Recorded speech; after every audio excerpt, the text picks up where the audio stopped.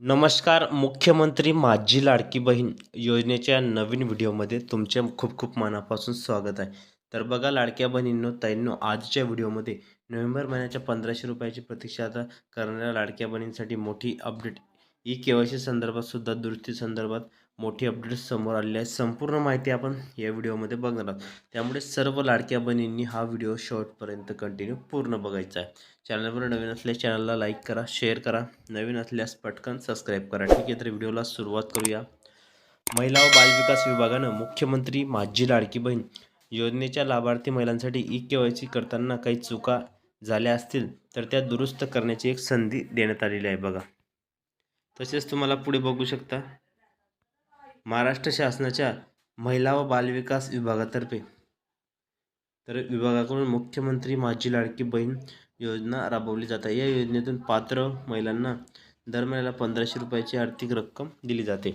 तसेच या योजनेचा लाभ योग्य आणि पात्र लाभार्थी महिलांना मिळावा म्हणून सर्व लाभार्थी महिलांना ई-के-वाय-सी करणं बंधनकारक करण्यात आलेलं आहे.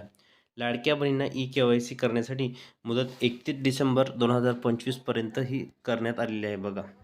वाढवून देण्यात आलेली आहे. त्यात तुम्ही बघू शकता की आता महिला व बालविकास विभागानं ई-के-वाय-सी करताना काही चुका झाल्या असल्यास त्या दुरुस्त करण्यासाठी एक संधी देण्यात आलेली आहे. याशिवाय एकल महिलांनी ई-के-वाय-सी प्रक्रिया कशी पार पाडावी या संदर्भात नवीन अपडेट समोर आलेली आहे.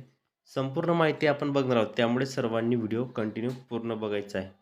तसेच तुम्ही पुढे बघू शकता, ई-के-वाय-सी सुधारण्याची जी आहे, ई-के-वाय-सीत सुधारण्याची एक संधी आहे. मुख्यमंत्री माझी लाडकी बहीण योजनेची ई-के-वाय-सी प्रक्रिया जी आहे ती 1,74,00,000 महिलांनी पूर्ण प्रक्रिया राबवलेली आहे. ठीक आहे, त्यात आता महिला व बालविकास विभागाने मंत्री आदिती तटकरे यांनी मोठी घोषणा दिली आहे की महिला व बालविकास विभागानं ज्या लाभार्थी महिलांनी ई-के-वाय-सी प्रक्रिया पूर्ण केलेली आहे, ती प्रक्रिया पूर्ण करताना पर्याय निवडताना काही चुका झाल्या असतील तर त्या दुरुस्त करण्यासाठी योजनेच्या वेब पोर्टलवर एक अंतिम संधी देण्यात आलेली आहे. त्यामुळे ज्यांच्याकडून ई-के-वाय-सी करताना काही चुका झाल्या असतील तर त्यांनी दुरुस्ती करताना काळजीपूर्वक माहिती भरावी. ठीक आहे, काळजीपूर्वक तुम्हाला माहिती तिथं भरायची आहे. संपूर्ण जी माहिती आहे आपण या व्हिडिओमध्ये बघणार आहोत.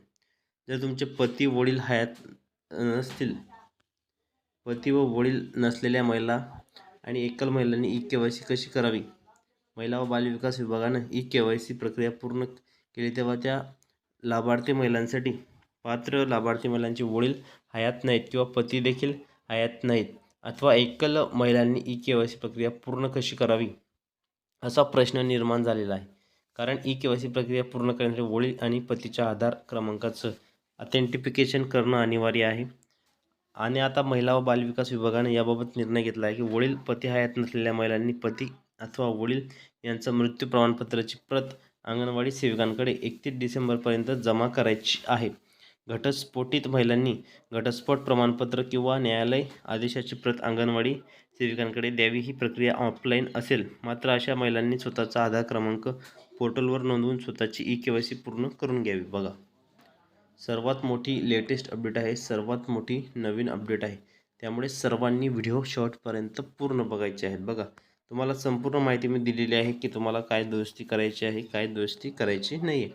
तर तसेच पुढे बघू शकता, लाडक्या बहिणींनो, लाडक्या ताईंनो, लवकरच तुम्हाला नोव्हेंबर प्लस डिसेंबर हप्ता जो आहे तो तुम्हाला खात्यामध्ये जमा होणार आहे. त्यामुळे सर्व लाडक्या बहिणींनी हा व्हिडिओ शेवटपर्यंत पूर्ण बघायचा आहे.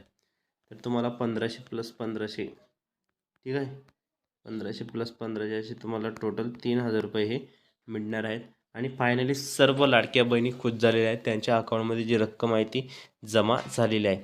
त्यामुळे जास्तीत जास्त लाडक्या बहिणींनी हा व्हिडिओ शेवटपर्यंत कंटिन्यू पूर्ण बघायचा आहे. चॅनलवर नवीन असल्यास चॅनलला लाईक करा, शेअर करा, नवीन असल्यास पटकन सबस्क्राईब करा. तर भेटूया पुढच्या व्हिडिओमध्ये नवीन माहिती, नवीन अपडेट्स.